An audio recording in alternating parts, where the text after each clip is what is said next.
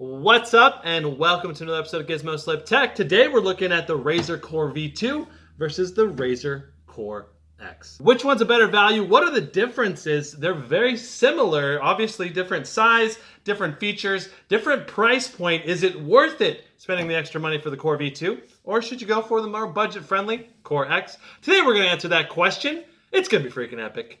Let's get started.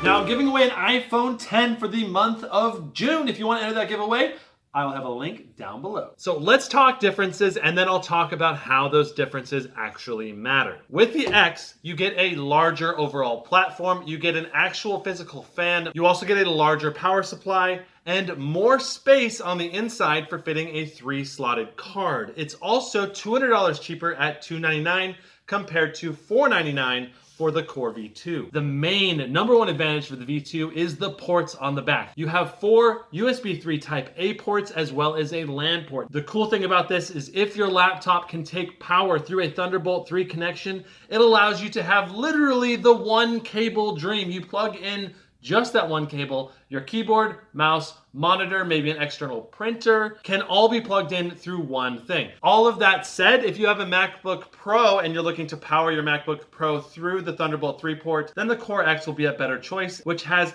higher power requirements than the Core V2 can provide. Build quality wise, they're nearly identical. They are both CNC machined chassis and they're extremely rigid, perfectly firm.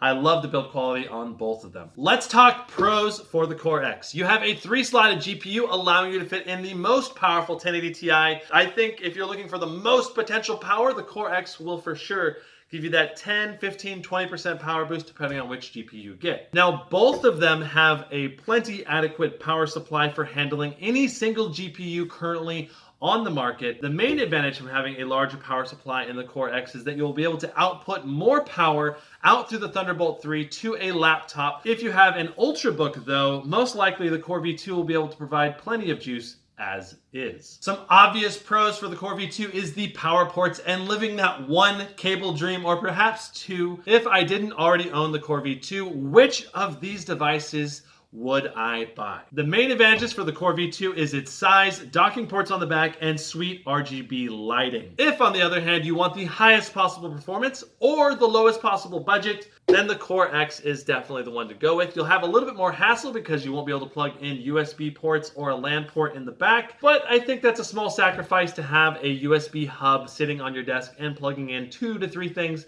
instead of 1 to 2 things. That's my comparison review between the Core V2 and the Core X. What do you think? Are you going to buy either of these? I'll have links down below. Now, I am giving away an iPhone 10 for the month of June. Be sure to go check that out if you'd like to enter that giveaway. If you enjoyed this video, be sure to give it a thumbs up. If you want to see more tech content, be sure to hit that subscribe button.